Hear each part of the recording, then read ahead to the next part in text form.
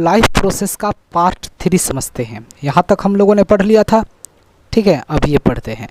देखिए, ग्लूकोज का formula C6H12O6 ये होता है और कार्बोहाइड्रेट का यही फॉर्मूला होता है, ये चीज़ें याद रखिएगा। अब ये देख लीजिए साइटोप्लाज्म में क्या लिखा हुआ है।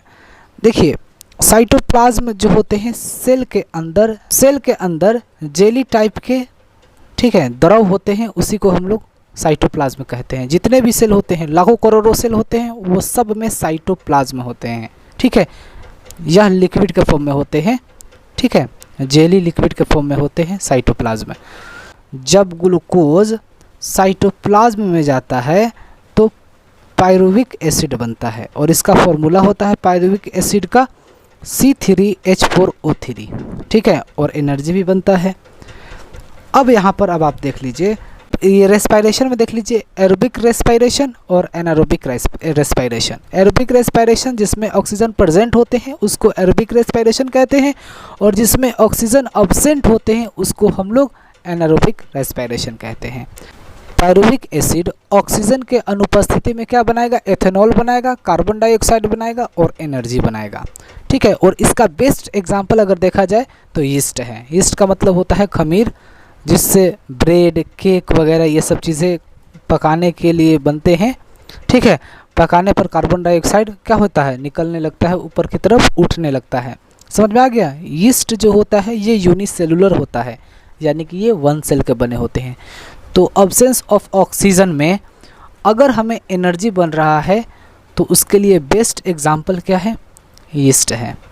लैक ऑफ ऑक्सीजन, यानी कि ऑक्सीजन थोड़ा बहुत है, ठीक है, तो इसमें हमें कौन सा एनर्जी बन रहा है? लैक्टिक एसिड बन रहा है, ठीक है। लैक ऑफ ऑक्सीजन का मतलब ऑक्सीजन थोड़ा है तो हमें क्या बनेगा? लैक्टिक एसिड बनेगा, ठीक है। जब pyruvic acid lack of oxygen, यानी कि ऑक्सीजन की कमी होगा तो लैक्टिक एसिड बनेगा। जैसे कि मसल्स लिखे हुए हैं ना, अगर हम खूब दौड़ रहे हैं, दौड़ के आ रहे हैं और आकर बैठ गए तो क्या होते हैं कि हम बहुत ज़्यादा हाँफने लगते हैं, और हाँफने का कारण क्या है? ऑक्सीजन का कमी होना।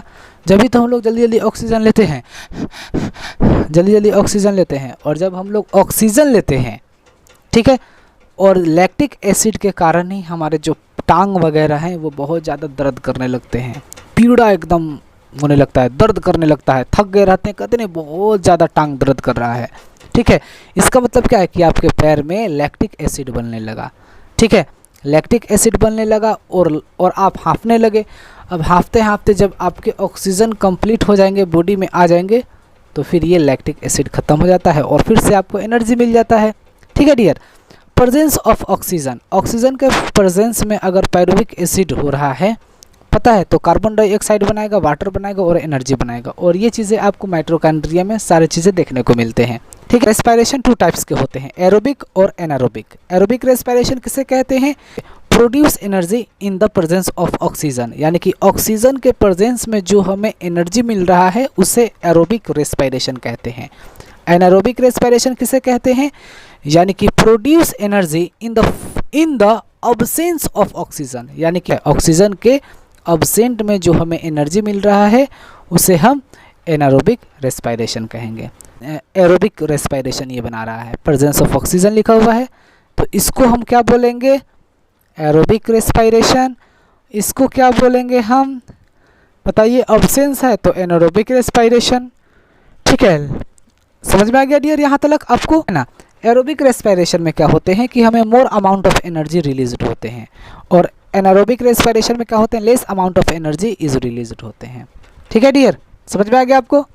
तो रेस्पिरेटरी सिस्टम किसे कहते हैं? रेस्पिरेटरी सिस्टम उसे कहते हैं जहाँ से हम लोग ऑक्सीजन लेते हैं और बॉडी के जिस जिस पार्ट में जा रहा होते हैं उसी को हम लोग रेस्पिरेटरी सिस्टम कहते हैं। समझ में आ गया? तो सबसे पहले हम लोग नोस्ट्रिल में जाता है, फिर नसल पैसेज में जाते हैं, ठीक है, जो थोड़ा सॉफ्ट हड्डी होता है, फिर नसल कैविटी में जाता है, जो हार्ड बोन होते हैं वहाँ पर जहाँ म्यूकस वगैरह होते हैं, फिर फायरिंग्स यानी कि हल्लक में जाता है, फिर लैरिंग्स यानी कि वॉइस बॉक्स में जाता है, ठीक है, ऑक्सीजन, और फिर ट्रैकिया।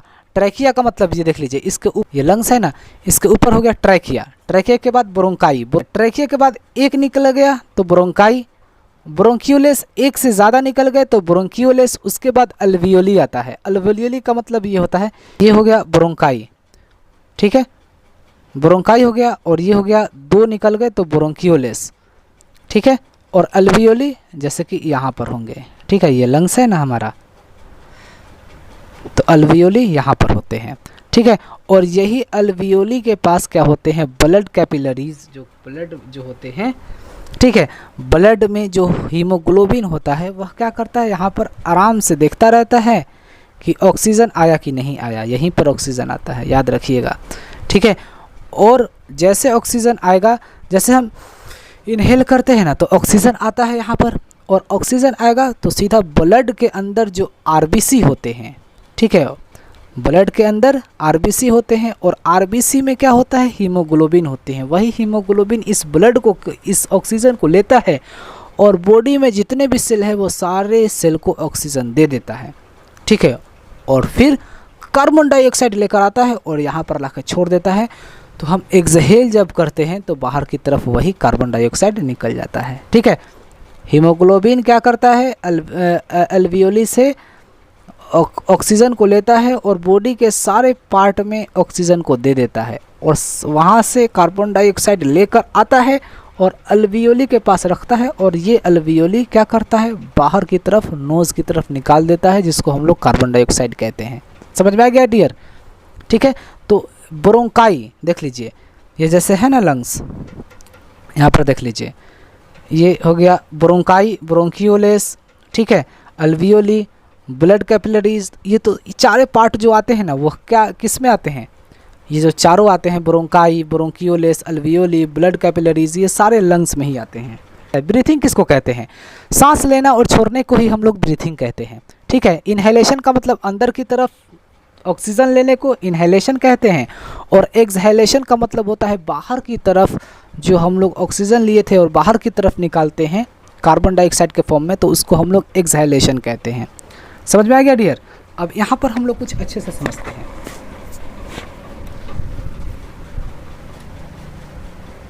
अब यहाँ पर हम लोग कुछ अच्छे से समझते हैं। यहाँ देखिए, इनहेलेशन में क्या होता है, ड्यूरिंग इनहेलेशन द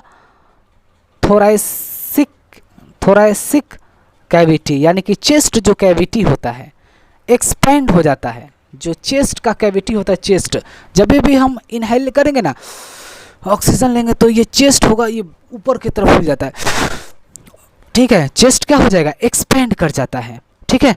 जब भी हम इनहेल करते हैं, इनहेल का मतलब, इनहेलेशन का मतलब क्या होता है, ऑक्सीजन लेना, ऑक्सीजन लेंगे तो क्या हो जाएगा, चेस्ट कैविटी जो है वह एक्सपेंड कर जाएगा, ठीक है। और रिब्स लिफ्ट अप हो जाएंगे, रिब्स लिफ्ट अप, ये देख लीजिए, यहाँ पर मैं आपको बता रहा हूँ, ये देख लीजिए, रिब्स लिफ्ट अप हो जाएंगे। ये जो रिब्स है ना, ये पूरा ये ऊपर की तरफ उठ जाएंगे। जब हम इनहेलेशन करेंगे तो क्या होगा, ये जो होते हैं ना, ये चेस्ट मेरा फूल जाएगा और रिब्स लिफ्ट अप हो जाएंगे, ये ऊपर की तरफ उठ जाएंगे, ठीक है।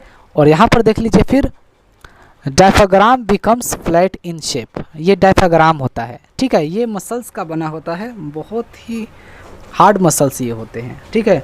आपने देखा होगा किसी आदमी का जब एक्सीडेंट होता है तो उसका ब्लड कुछ नहीं निकलता है, लेकिन वह डायरेक्ट क्या करता है, वह मर जाता है। एक्चुअली क्या होता है, यही डायफ्राग्राम जो होता है यह टूट जाता है, और जब ये टूट जाता है तो आदमी, अब बताइए, जब ये टूट जाएगा तो ये ऑक्सीजन ले ही नहीं पाएगा, ठीक है। इसके पास इतना औकात थोड़ी ना है लंग्स के पास कि इनहेल और एक्सहेल कर दे, इसके पास औकात है ही नहीं, ठीक है। तो यही जब डायफ्राग्राम जब टूट जाता है तो आदमी सीधा मर जाता है। समझ में आया, ठीक है।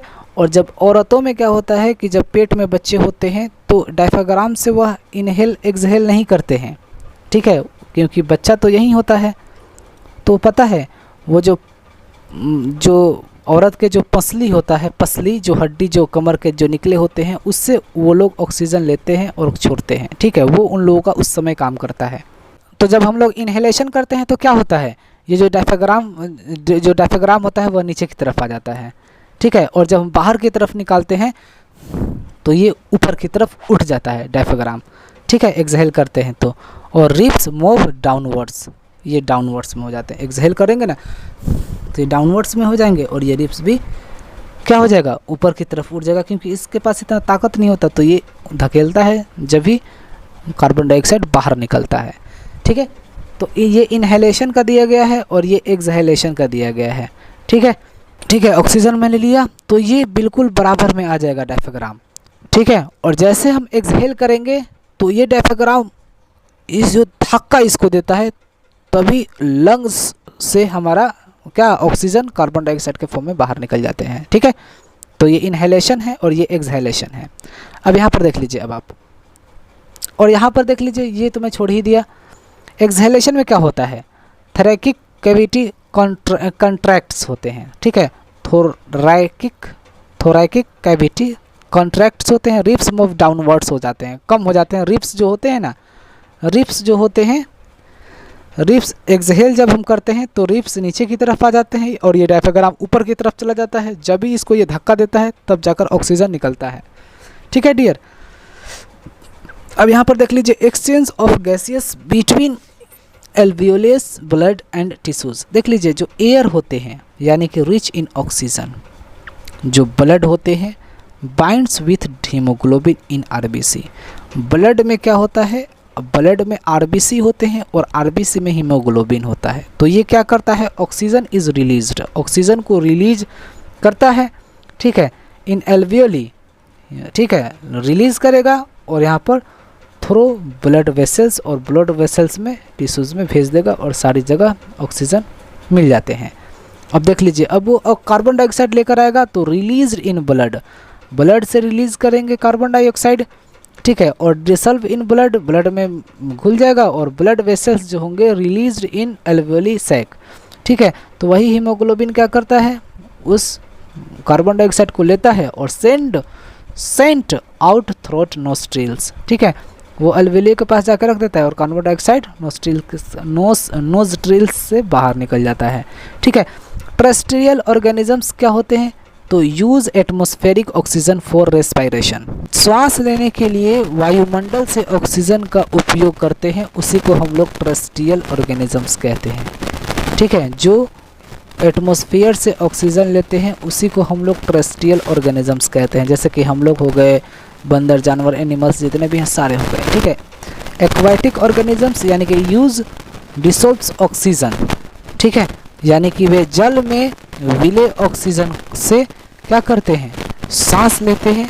ठीक है, ऑक्सीजन का उपयोग करते हैं, सांस लेते हैं, तो उसको हम लोग एक्वाटिक ऑर्गेनिजम्स कहेंगे। एग्जाम्पल के लिए अगर देखा जाए तो आपको फिश वगैरह ये सब आपको एक्वाटिक में हो गए। ठीक है, एक्वाटिक में ही होते हैं, पानी में होते हैं। ठीक है डियर, तो मैंने आपको कहाँ तक बताया, यहाँ तक मैंने आपको समझा दिया। ठीक है, पार्ट 3 तक कंप्लीट।